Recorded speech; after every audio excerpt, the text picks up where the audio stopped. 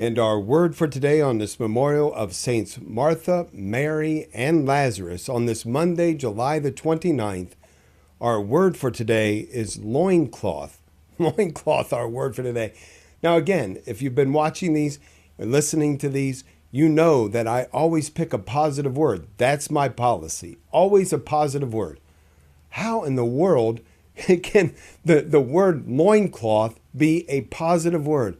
Brothers and sisters, we have a reading from the book of the prophet Jeremiah, chapter 13 today, that is so important, that reveals so much to us about God. And it is, in fact, about loincloths. So I really would ask that you pay close attention as I read the reading and then see if you see the same positive outcome, particularly at the end of the reading regarding the word loincloth. The Lord said to me, to the prophet Jeremiah, "Go buy yourself a linen loincloth. Wear it on your loins, but do not put it in the water." I bought the loincloth as the Lord commanded, and I put it on. A second time the word of the Lord came to me thus: "Take the loincloth which you bought and are wearing, and go now to the Perith. There hide it in the cleft of the rock." Obedient to the Lord's command, I went to the Perith and buried the loincloth. After a long interval, the Lord said to me, "Go now to the Perith and fetch the loincloth which I told you to hide there."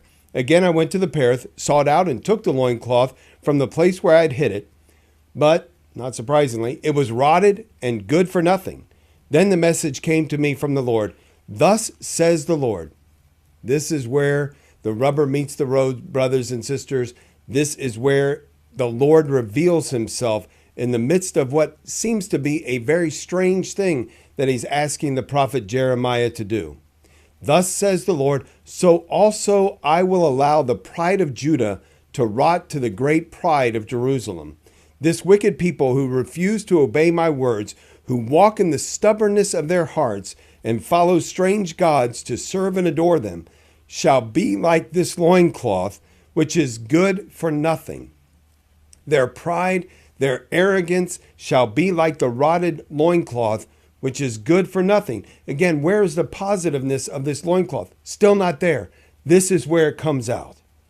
"For as close as the loincloth clings to a man's loins, so had I made the entire house of Israel and the whole house of Judah cling to me, says the Lord, to be my people, my renown, my praise, and my beauty. But they didn't listen." That's the closeness of our God to us, brothers and sisters. He has drawn us into such an intimacy that there is nothing, quite frankly, better to describe his closeness to us than a man's pair of underwear.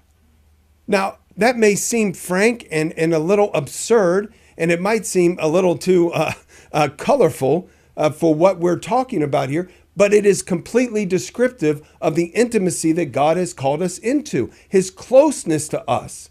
Now, what happened to that loincloth with the prophet Jeremiah was it rotted, but God said, "That's not my plan.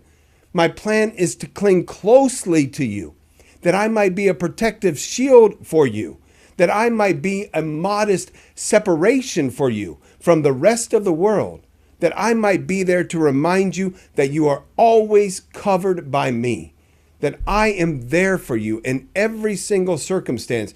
There is nothing too high for me, and there is nothing too low for me. I am with you in the midst of the struggle.